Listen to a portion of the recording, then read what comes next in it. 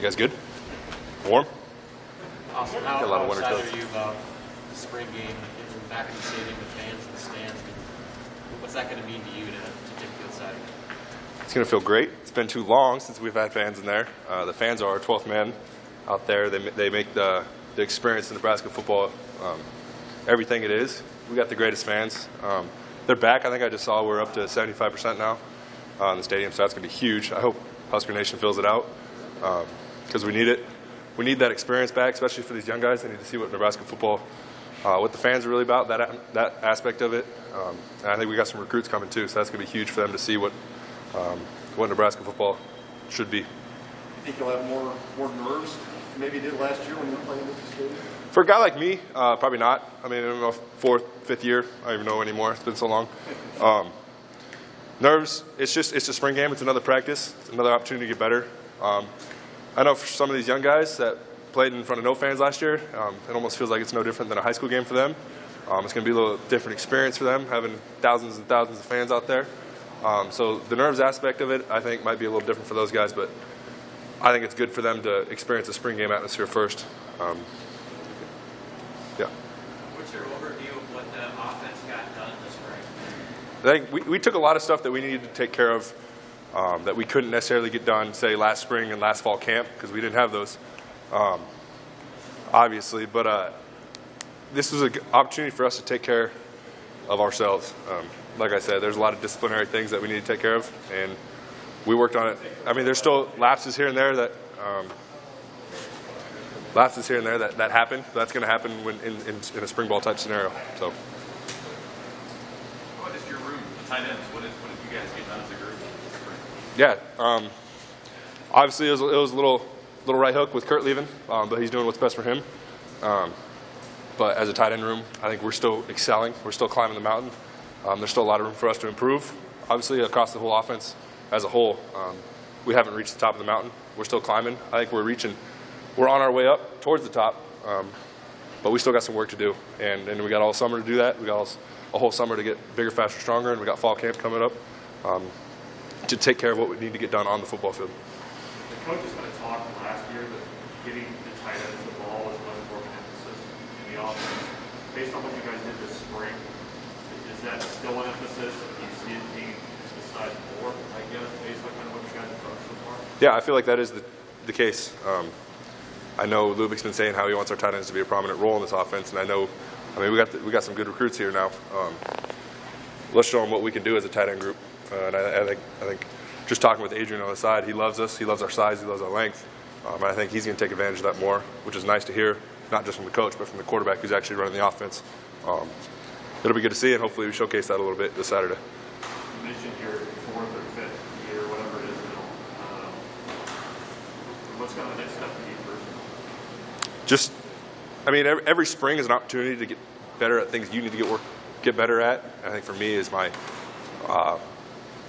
point of attack in the run game when it's blocking. I'm a little lengthier, not necessarily as thick as a tight end as you'd probably see. So I got to be more fierce at the point of attack so I can win the block early instead of trying to block it late. You win blocks late with your size and whatnot, but like I said, that's what I need to work on is the initial point of attack. Jack Stoll was probably hoping to have kind of a show-out season last year, just the older guy in the room, and then he goes down in the first game. So then you kind of step up into that role. You talked about wanting to be a captain this year. Do you feel like kind of that process last season, kind of going through that, has maybe helped prepare you for this season? Yeah, I mean, last season I knew long-term that a captain is something I wanted to be. It was very unfortunate Jack got a knee injury. That just kind of expedited the process a little bit of the leadership that I needed to take on the offense. But I think as a tight end room as a whole, I think we filled in those shoes pretty well. But there was still a lot of room to grow. That carried right on over into the spring. I think in leadership-wise, the tight end room took a big step. Trav, everybody, Thomas, he doesn't look like a freshman out there. He's doing a lot of great things this spring. Yeah, I think the tight end room and the leadership aspect took a big step this spring. How did the dynamic for you change? Because I mean, obviously Jack is still around, like just because he's not on the field, he's still around. Like how did you feel like your voice maybe changes like that? Yeah, I mean, it's a little different from yelling from the sideline, from yelling on the field. You see something on the field you need to change, you can say it right there in his ear. Whereas the sideline, you scream at the top of your lungs. Maybe it gets to him, maybe it doesn't. The thing that happens when you get injured, you just have to be a vocal leader on the sideline. Somebody runs off the field, you got to be in his ear right there. Take those leadership type roles when you're injured. But on the field, like I said, your leadership steps up because you can communicate with your guy left and right there when it happens. You talked about the progress of the offense, but what would you say is the biggest development of the team as a whole, and what's going to be the difference that people see when you take the field on Saturday? I think the energy, the sense of urgency. We break the huddle, we're going to run, get lined up right away. There's no more going to be jogging out there. Slowly set your feet, get lined up. The sense of urgency, get lined up, the energy that's going to happen. We make a big play, everybody's going to be on his hat. So I think that's the biggest thing you're going to see. Hopefully we showcase that a little Saturday with some big plays. And why do you think that changed from last season? Is it the new group of guys, the coaches? What kind of changed that sense of urgency? I think the sense of urgency a lot of times feeds from the fans. You get the fans, you get the music pumping, they get your blood flowing a little bit. It's a little easier to get hyped up with your teammates.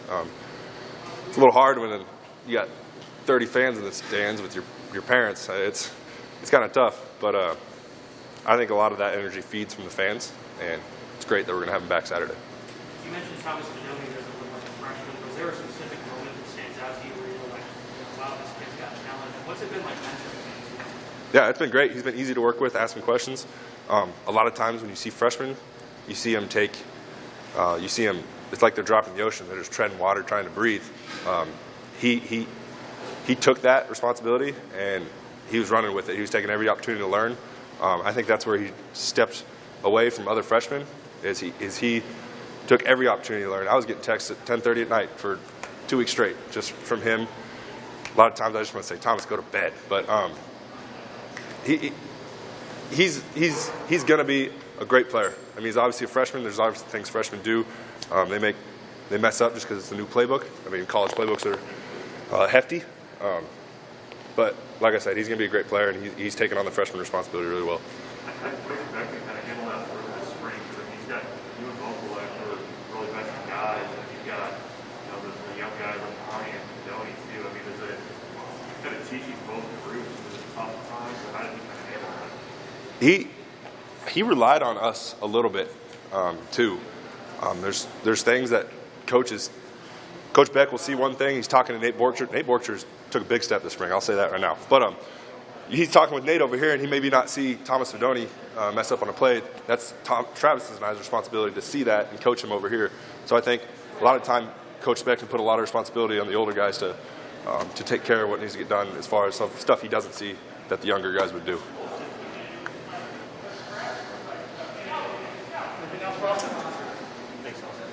Sweet. Thank you.